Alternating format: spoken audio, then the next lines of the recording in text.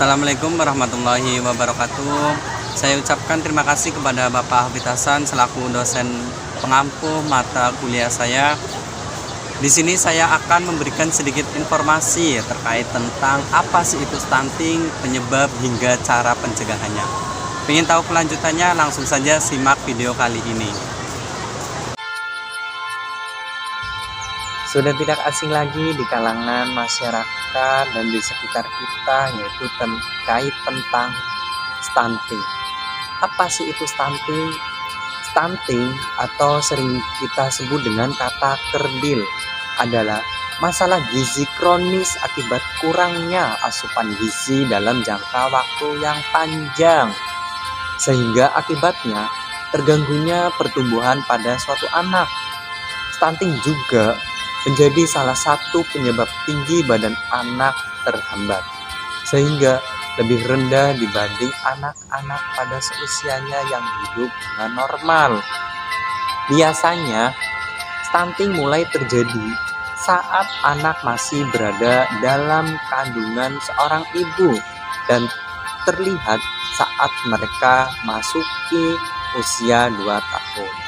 Jadi anak terlihat stunting atau tidaknya itu ketika sudah berusia 2 tahun.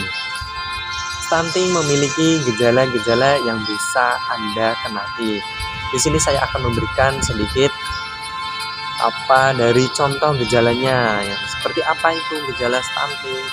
Yang pertama, wajah tampak terlihat lebih muda dari anak seusianya. Artinya, ketika anak Anda terkena stunting, anak Anda terlihat wajahnya itu tampak lebih muda, atau kita sering disebut atau kalimat unyu-unyu atau lebih muda dari seusianya lah, tidak wajar dengan anak seusianya. Terus yang kedua, pertumbuhan tubuh dan gigi yang terlambat. Pertumbuhan tubuh biasanya tinggi badan anak ketika mengenai stunting itu bisa sangat lambat dan giginya itu tumbuh dengan lambat. Istilahnya tidak sesuai dengan seusianya yang anak normal. Terus yang ketiga, gejala apa? Gejalanya yaitu memiliki kemampuan fokus dan memori belajar yang buruk.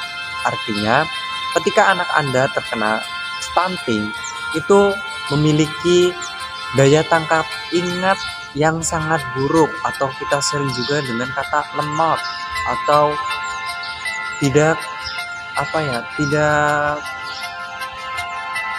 mudah untuk menangkap daya ingatnya ketika mendengar atau mendapatkan sebuah informasi. Itu sangat membahayakan bagi anak seusianya. Gejala yang keempat yaitu pubertas yang lambat. Pubertas yang lambat biasanya itu terkait tentang pertumbuhan badan, pertumbuhan pada gigi, terus perkembangan pola pikir sebuah anak. Terus gejala yang kelima, saat menginjak usia 8-10 tahun, anak cenderung lebih pendiam dan tidak banyak melakukan kontak mata dengan orang sekitarnya atau berinteraksi di sebuah masyarakat atau lingkungannya.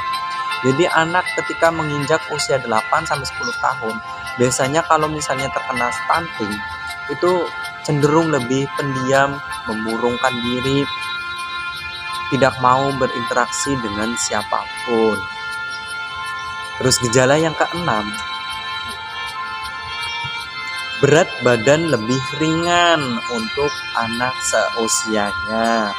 Biasanya ini terkait tentang asupan gizi, nutrisi, dan vitamin mineral yang dikonsumsi oleh anak tersebut. Kementerian Kesehatan menegaskan bahwa stunting merupakan ancaman utama terhadap kualitas masyarakat Indonesia. Bukan hanya mengganggu pertumbuhan fisik, Anak-anak juga mengalami gangguan perkembangan pada otaknya yang akan mempengaruhi kemampuan dan prestasi pada sebuah anak. Selain itu juga, anak yang menderita stunting atau kerdil akan memiliki riwayat kesehatan buruk. Karena apa? Daya tahan tubuh yang juga sangat buruk, atau istilahnya kurang memiliki asupan gizi, nutrisi, dan vitamin pada sebuah anak. Stunting juga bisa menurun ke generasi berikutnya bila tidak ditangani dengan serius. Jadi stunting itu bisa menurun pada generasi seterusnya kalau orang tua anak tidak memberikan atau menyampaikan sebuah informasi terkait tentang stunting, penyebab dan sebagainya. Itu bisa membahayakan pada generasi seterusnya. Itu tadi terkait tentang dari gejala-gejala stunting pada suatu anak. Sekarang saya akan membahas tentang faktor apa sih yang menyebabkan stunting itu terjadi pada anak-anak kecil pada masanya. Yang pertama yaitu kurang gizi dalam waktu lama. Artinya apa? Tanpa kita sadari, penyebab stunting pada dasarnya sudah bisa terjadi sejak anak berada di dalam kandungan seorang ibu hamil. Sebabnya, sejak di dalam kandungan, anak bisa jadi mengalami masalah kurang gizi atau kita sering sebut gizi buruk. Penyebabnya itu apa? Nah, karena seorang ibu tidak memiliki akses terhadap makanan sehat dan bergizi, sehingga menyebabkan buah hatinya turut kurangnya nutrisi yang diterimanya.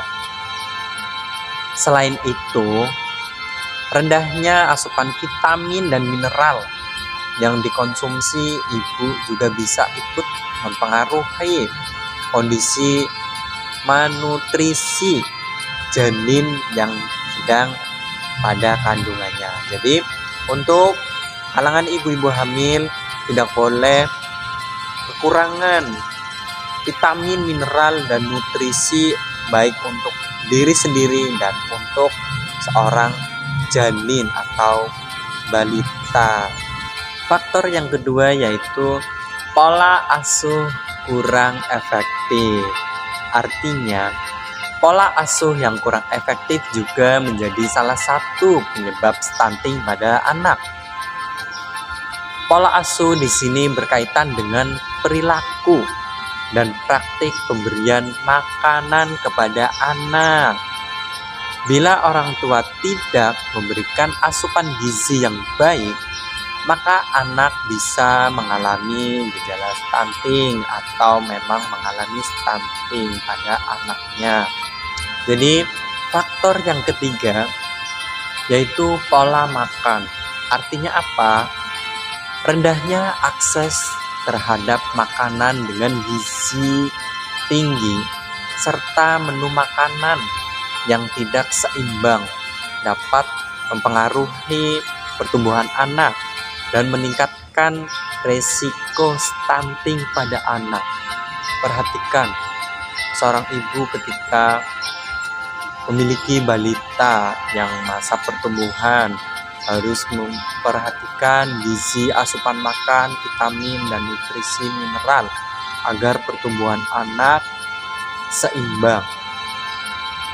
Hal ini dikarenakan ibu kurang mengerti tentang konsep gizi sebelum, sesaat, dan setelah melahirkan.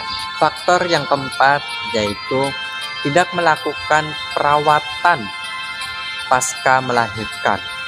Artinya, setelah bayi lahir, sebaiknya ibu dan bayi menerima perawatan pasca melahirkan.